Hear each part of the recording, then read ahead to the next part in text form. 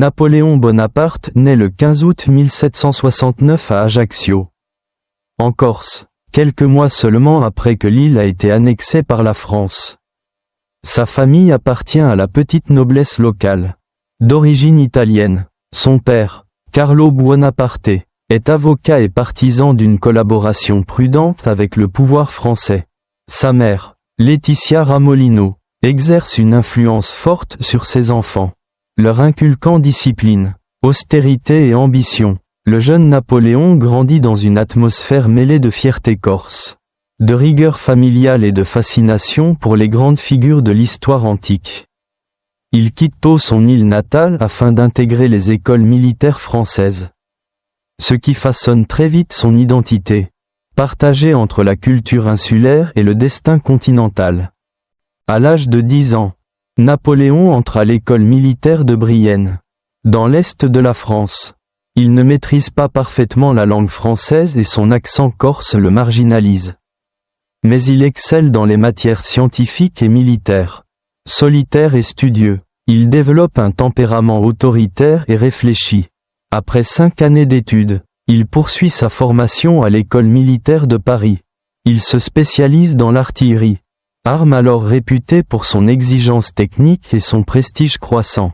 En 1785, à seulement 16 ans, il reçoit son premier grade d'officier, tandis que la France entre dans une période de bouleversements politiques et sociaux avec l'approche de la Révolution. Napoléon se forge l'idée que les secousses à venir offriront un terrain propice à ceux qui aspirent à l'ascension.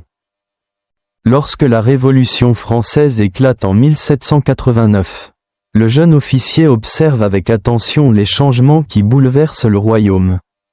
Il se montre favorable à la fin de certains privilèges et se rallie à la cause révolutionnaire. La fuite de nobles contre-révolutionnaires hors de l'armée libère de nombreux postes, permettant à Napoléon de progresser rapidement. Sa première occasion marquante se produit lors du siège de Toulon, en 1793, lorsque la ville se soulève contre la Convention et se place sous protection britannique. En tant que capitaine d'artillerie, Napoléon propose un plan audacieux qui permet de reprendre la cité. Son succès lui vaut d'être promu général de brigade à seulement 24 ans. Un fait exceptionnel qui attire l'attention du comité de salut public. Après la chute de Robespierre en 1794, Napoléon connaît une brève période de disgrâce avant de revenir en grâce grâce à sa proximité avec certains dirigeants influents du Directoire. En octobre 1795, lorsque des royalistes menacent Paris, il organise la défense de la Convention nationale. En quelques canonnades, il disperse les insurgés et sauve le régime. Cette action, surnommée « le coup de canon de Vendémiaire », lui permet de devenir général en chef de l'armée de l'intérieur. Très vite, il est chargé d'une nouvelle mission, prendre la tête de l'armée chargée de combattre l'Autriche en Italie. Cette nomination marque le début d'une ascension fulgurante où stratégie militaire, propagande et ambition personnelle se mêlent étroitement. À partir de 1796, Napoléon mène la campagne d'Italie avec une série de victoires éclatantes. Malgré des moyens matériels limités, il profite du morcellement politique de la péninsule et de l'impréparation autrichienne. Des batailles comme celle de Lodi, Arcole et Rivoli affirment son génie tactique.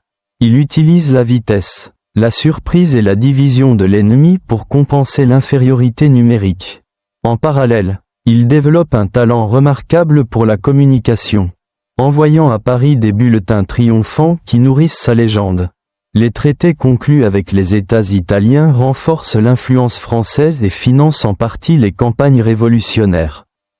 Le Directoire, bien que méfiant, ne peut nier ses succès militaires. En 1798, Napoléon entreprend une expédition spectaculaire en Égypte. Son objectif officiel est d'affaiblir l'influence britannique en coupant la route des Indes. Derrière les ambitions militaires, l'expédition s'accompagne d'un projet scientifique inédit. Savants, ingénieurs et artistes sont embarqués avec l'armée. Toutefois, la flotte française est détruite à Aboukir par l'amiral Nelson. isolant les troupes sur place. Les victoires terrestres ne suffisent pas à inverser la situation stratégique. Après avoir laissé le commandement à Kléber, Napoléon quitte discrètement l'Égypte en 1799. Profitant d'une occasion favorable pour rentrer en France, il découvre alors un directoire affaibli, en proie à la corruption et aux difficultés économiques. Le moment semble propice à un changement radical. Le 18 Brumaire en 9 novembre 1799. Napoléon orchestre un coup d'État avec l'appui de ses proches et de certains membres du directoire. Il met en place un nouveau régime, le consulat, et devient premier consul, position dotée de vastes pouvoirs exécutifs.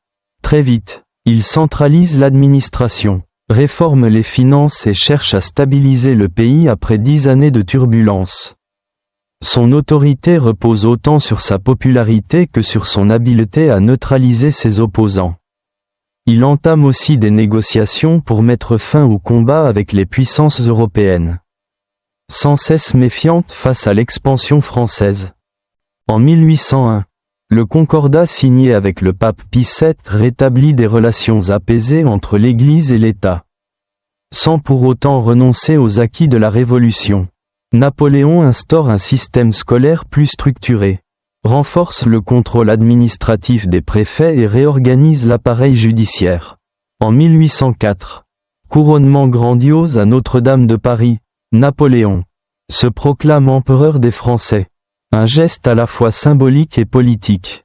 Il revendique poursuivre l'œuvre révolutionnaire en la consolidant dans un cadre monarchique contrôlé par l'État. Le Code civil, bientôt connu sous le nom de Code Napoléon, fixe des règles durables en matière de propriété, de mariage, d'héritage et d'égalité devant la loi. La période impériale voit la France étendre son influence sur une grande partie de l'Europe. Napoléon mène une série de guerres contre plusieurs coalitions formées par l'Autriche, la Russie, la Prusse et la Grande-Bretagne. En 1805, la bataille d'Austerlitz, souvent considérée comme sa plus grande victoire, lui permet de démanteler le Saint-Empire romain germanique. L'année suivante, il vainc la Prusse à Iéna et Auerstedt.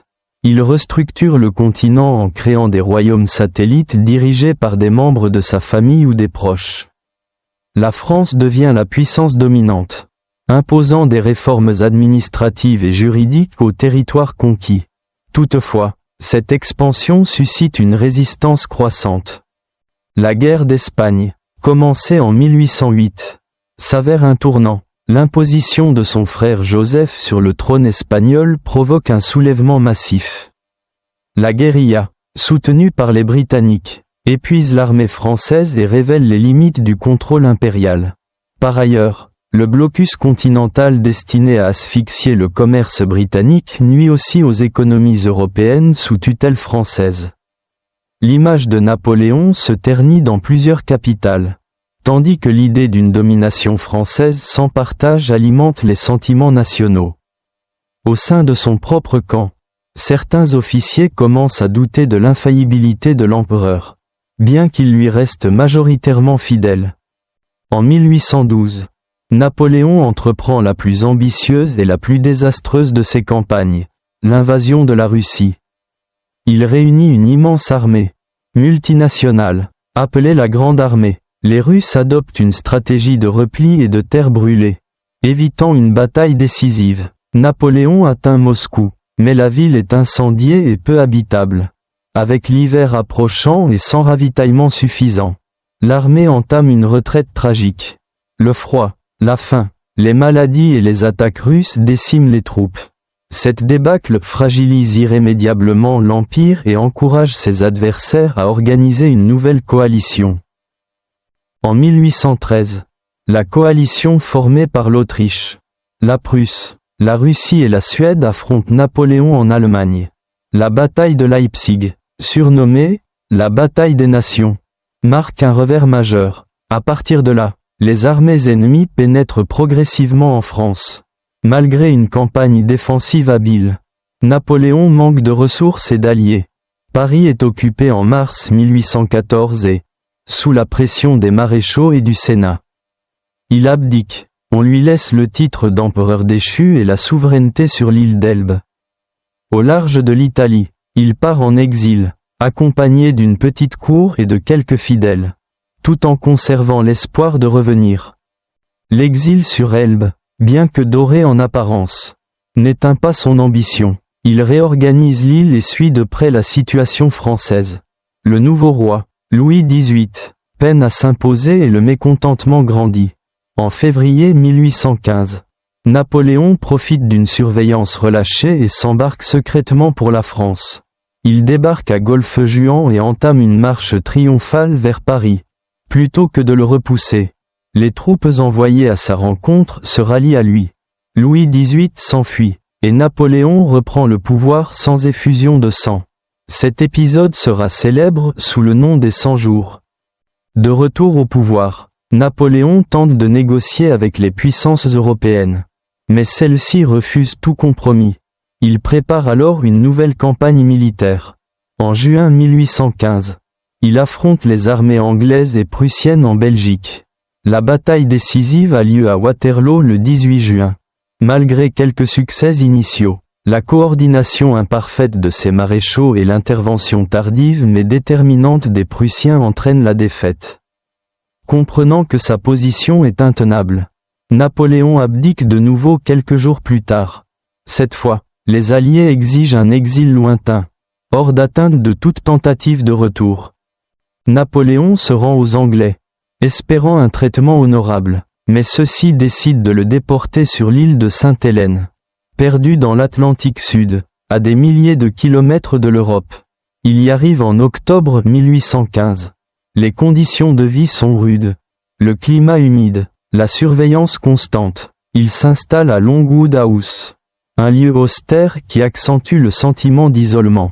Ses compagnons d'exil, comme Bertrand, Montholon ou Lacaze, enregistrent ses paroles et ses réflexions, contribuant à forger la légende d'un empereur déchu mais lucide sur son destin.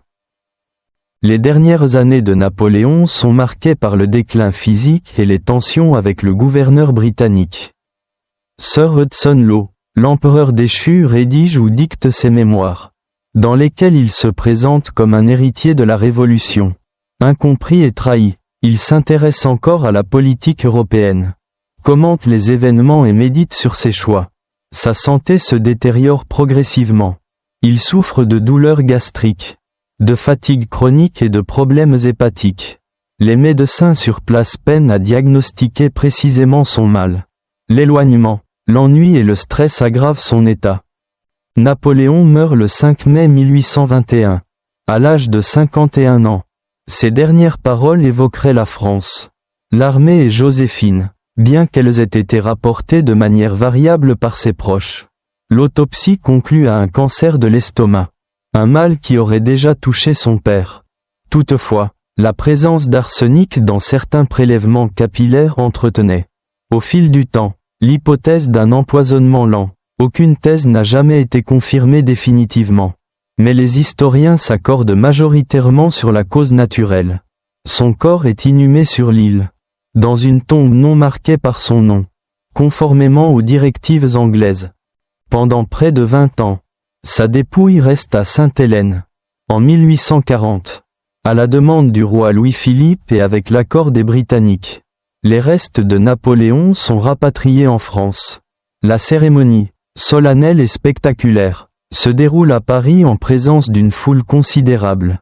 Le cercueil est déposé sous le dôme des Invalides, où il repose toujours. L'endroit devient un haut lieu de mémoire nationale, visité par des millions de personnes. L'aura de Napoléon évolue au fil des régimes, entre admiration pour ses réformes et reproches envers ses guerres incessantes. L'héritage de Napoléon est complexe et paradoxal. Son ambition impériale a bouleversé l'Europe et provoqué des millions de morts. Mais ses réformes administratives, juridiques et éducatives ont façonné durablement les États modernes. Le Code civil, diffusé dans de nombreux pays, a servi de modèle à une grande partie des systèmes juridiques contemporains. Sa centralisation administrative et son organisation du territoire français perdurent encore dans les institutions actuelles. En outre, Son ascension fulgurante a nourri l'imaginaire collectif, faisant de lui une figure emblématique de la volonté et du destin.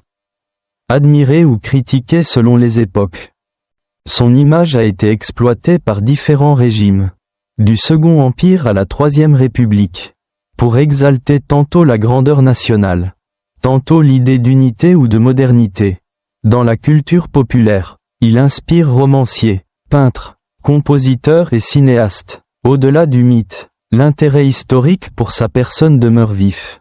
Sa vie illustre la tension entre les idéaux de liberté nés de la Révolution et la tentation de l'autoritarisme. Sa mort à Sainte-Hélène ajoute une dimension tragique, renforçant la perception d'un homme à la fois maître de son destin et prisonnier de ses ambitions. L'étude de Napoléon offre un miroir sur l'Europe post-révolutionnaire. Ses espoirs, ses conflits et ses transformations profondes. Son parcours, depuis une île méditerranéenne jusqu'au trône et au champ de bataille du continent, témoigne de la mobilité sociale exceptionnelle née des bouleversements de la fin du XVIIIe siècle. Il incarne aussi le pouvoir personnel poussé à l'extrême, avec ses réussites éclatantes et ses dérives autoritaires. Ses erreurs stratégiques, notamment en Espagne et en Russie, montrent les limites d'une ambition qui ignore la durée et la résistance des peuples. Aujourd'hui, Napoléon demeure une figure incontournable dans les débats historiques. Certains mettent en avant son rôle dans la consolidation des acquis révolutionnaires, dans la promotion de l'égalité civile et dans la modernisation de l'État. D'autres soulignent le coût humain colossal de ces guerres et la nature autocratique de son régime. Entre ces perspectives, la fascination persiste. Sa vie et sa mort continuent d'alimenter livres, expositions, documentaires et films, preuve que le personnage échappe aux simplifications. Le destin de Napoléon Bonaparte, mêlant gloire, pouvoir et chute, reste l'un des récits les plus marquants de l'histoire moderne.